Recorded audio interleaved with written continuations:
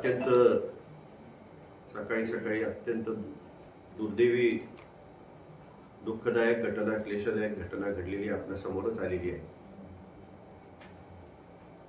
राष्ट्रवादी काँग्रेस पक्षाचे प्रमुख, त्याचप्रमाणे आपल्या सर्वांचे नेते, महाराष्ट्रातील एक अत्यंत प्रशासनावर जरब असणारे असे एक व्यक्तिमत्व, एक झंझावती व्यक्तिमत्व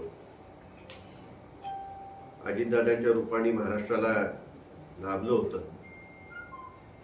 आणि काही वेळापूर्वीच ही अत्यंत दुःखद घटना घडली. विमान अपघातामध्ये आदरणीय अजितदादांचा त्या ठिकाणी निधन झाल्याची वार्ता समजली आणि मनाला अत्यंत दुःख झालं. विकास कामं व्हावीत आणि त्याचबरोबर प्रत्येक भागाची प्रगती व्हावी अशा दृष्टिकोनातून सकाळी 6 पासून रात्रीच्या 12 पर्यंत काम करणारे फार कमी नेते असतात आणि त्यापैकी निश्चितच अजितदादा होते.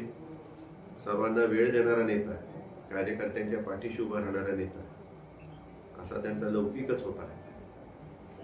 आज दुर्दैवाने ते आपल्यामध्ये नाहीत.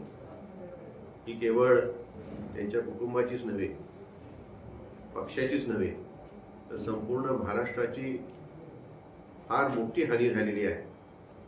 आणि एक असा नेता, तो महाराष्ट्राला दिशा देऊ शकतो, तो महाराष्ट्राला पुढे नेऊ शकतो, असा नेता आपल्यातून हरपलेला आहे. मी मनापासून त्या ठिकाणी अजितदादांना श्रद्धांजली अर्पण करतो.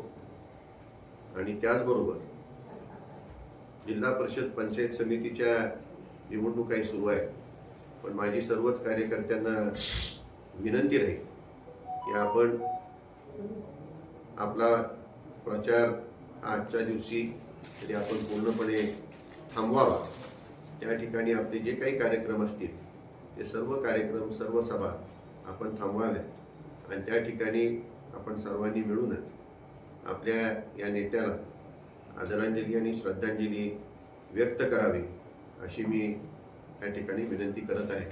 मी अजितदादांना मनापासून या ठिकाणी श्रद्धांजली अर्पण करतो.